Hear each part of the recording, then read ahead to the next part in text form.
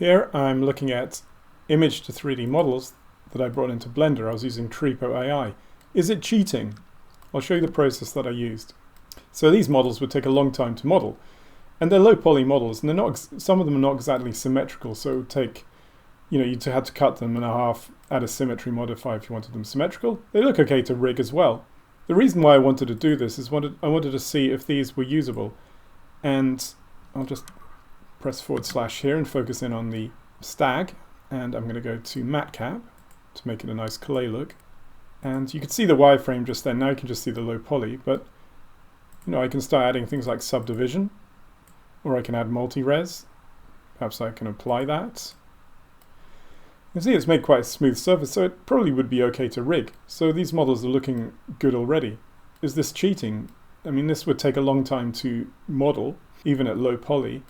And why not just make it an AI, especially if you're going to modify it? So, the creativity in a way is making a scene, making some art. So if you've got this and it's there, it's like a prop. It's like buying it on something like Turbo Squid. I'll just turn the symmetry on there and sculpt. It's like using something, it's like doing Turbo Squid, Whoops, the symmetry doesn't seem to be, oh, I put it on the Z, silly me.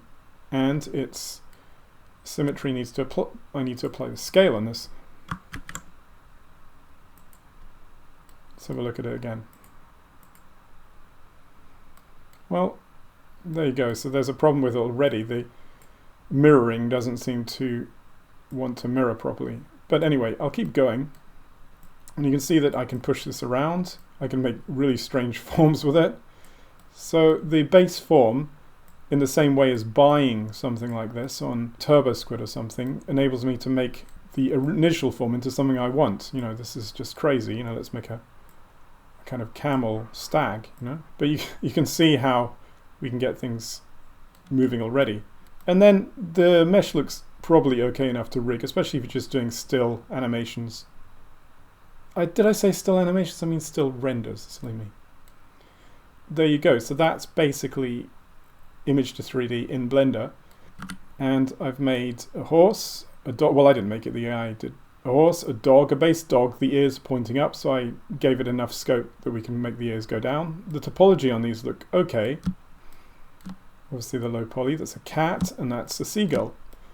So this would take a long time, obviously, to make, and it would cost money to buy. So having a subscription with something like Tradigital AI or Meshy 3D enables you to make these very quickly. And now I've got these animals to use in future projects, art projects, 3D printing projects, and renders. So I'm going to show you how I did this, and then I'm going to talk about, is it cheating or not, or is it immoral? So the first thing I did, I used Gemini, and you can see I've got a whole stream of things I did here. So I'm going to go to the top, and I said, make some image for a mid-sized dog. So I made an image before this, so I can go way back. So I started off making a side render, correct anatomy proportions of a mid to low poly cat. On a white background, I'm going to Image-To-3D this so people can see it as a base sculpture, blah, blah, blah. So it made this, but it had lines on it. So I told it to take out the lines, and then I made it smooth. Then I made it to give it facets. So you can see the edge, it's starting to do edge flow even just on a 2D image, which is quite clever. The next thing I did is make the dog. And I wanted the ears pointed up, but then it gave me lines. These lines are not good, these wireframes, because they will pick up on the Image-To-3D. You want it just flat like that. So it'll model the lines as well. And I made a bird. And then again, I had the lines problem. It seems to like lines doing this.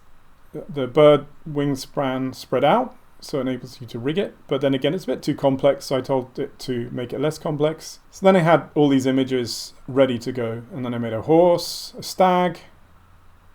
So then I went to Tradigital, and I decided to make the smart topology mesh. I've got a subscription here. So I went here, and here's the models I made previously. So I uploaded the image into Tradigital. So let's choose one we've done earlier. So let's click on dog. You can do this in Gemini, but if you've got the Pro subscription here for something like Tradigital, you can do generate multi-maps. So a little wait. I'll pause the video. So now it's made the multi-maps. So it's giving information about the left side. It's giving the information for the Image-To-3D about the back and the front and the right side. Is that the left, right, whatever. 3D can confuse where we are sometimes with left and right. Okay, so it looks good. So the next thing I did, and you can use this, you can get a free trial on many Image-To-3Ds. These days you can't, last few months they stopped you allowing to download models without paying for it. So here I did settings like topology, and I kept the quad count low-ish, 5,000, and I put it on private because, you know, I want this private, only for you. And then I generated. So for some reason it's not wanting me to generate this today, so I'd click that. But we can see one that we did earlier, so I'll click on the stag, and you can see the stag here. These black lines now are actually just part of Tripo AI, so the black lines are not actually there. It's just purely a faceted mesh. So then I went to export. So I went to export, and I did that, and I exported it as a glb, or a GLB, and then I just saved it wherever. So in my case, I saved it into the files where all my animals are. So now I've got all these GLBs that you can download as well if you sign up to my newsletter. I'll put one for free without signing up, like the cat probably. Links in the description from my blog where you can do that. And then purely coming into Blender, the scene already, all you do is just go to import, choose the GLB or the GILT, and let's just get one in. So let's get the low poly bird in again. And there we go, the seagull is there, and now the seagull can sit on top of the stag camel, stamel, or cag. You can see when the mesh comes in, it's soft. It's not the surface is soft by default. This isn't the fact that the model is very smooth. Obviously in Blender, as many of you know, you just go to shade flat and now it gives it faceted. By the way, if you're 3D printing, always have it on faceted, because then you know the final result. As you can see, this one was subdivided, so it's more smooth. We can inspect each one here, so we can look at the faces of each one we've selected. So we've got faces there, 4793 triangles. So they're fairly low poly. Some of these, as I said, are not symmetrical. Another thing I do is what I call the L key test. So I'll just select on the dog and I'll / to isolate it into local. Then I go to edit mode. Then I'll go to poly, face mode, polygon. Then I press L, okay? And if it selects everything, that means that the model is completely joined together. Wow, it's got teeth. I didn't know that. So those models there are not joined with this. It's the same model, so if we come to object mode, it's the same model, but these elements are separate within the model. So that could be quite useful with the eyes and the teeth. Let's check on the teeth. Okay, so that's all one as well. Some nice gnashes. Does it have the fangs? Well, it's quite low poly. I probably wouldn't use that. So that's called the L test. Sometimes if you bring in a model, especially AI or photogrammetry. AI in the past, it seems to be working out better now, but say if I selected this area here and only selected these elements here, this means this is detached. It would be like this. I'll just rejoin that again. Okay, so it would be like this. You'd do this. You'd select this, go to edit mode, you'd select an area like this and press L. Oh dear, it's not, you know, and then I move that, then that comes apart. Okay, so you had to, and if this happens with any of your models in AI or otherwise, or photogrammetry, you just go to A, select all, F3, merge by distance,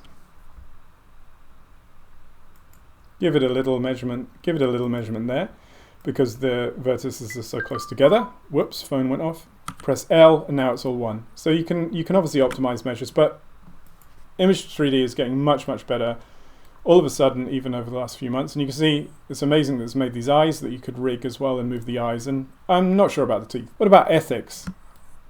So I've made a lot of 3D models and I've sold quite a few on TurboSquid. I still sell some. I also get some weird thing on TurboSquid where I agreed to have my models scraped because they're so old it doesn't really matter, and I get sort of some money for that every half a year. It may not continue, but last time I got a few $100s for that. So what about the ethics?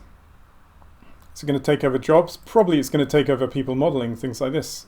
But if you model things like this and you want to do it yourself, that may have a craft artistic merit in the future because it's done by a human.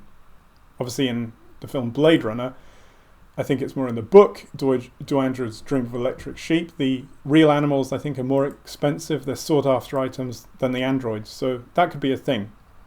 I am noticing that, especially with traditional work like clay and drawing that I do. It's getting more value these days than just firing off a 3D print made in AI. Another ethical thing is that these Trepo has probably scraped a lot of its data from 3D models, 3D model sites. So although it hasn't copied anything ad infinitum, it's probably taken a lot of information about how to do this in its learning algorithms. I'm not an expert on learning algorithms or AI in that sense. Well, I'm not really an expert at AI, I just kind of use it. Data, job security. However, I think it provides the raw geometry for you go on to make something from this, which is fine. Artists throughout history have used maquettes and stencils and things. There's a book by David Hockney about that. It was controversial. It was about how artists used sort of camera obscuras to copy things. I can't remember the book. If you go to the blog, you can try these for yourself. You can see if they're usable for you. If you go to the blog in the link just below, you can download one of the objects, the animals, for free. And you can also download the rest for free if you sign up to my newsletter. My newsletter has lots of tips and stuff like that. And it also has my art that I create. So I send one out every month. It's not spammy, so I promise. So you can get all of these to try out yourself and use for your projects. Obviously, I didn't make them, so it's kind of public domain. And there you go. So let us know. Do you think this is a good thing or a bad thing?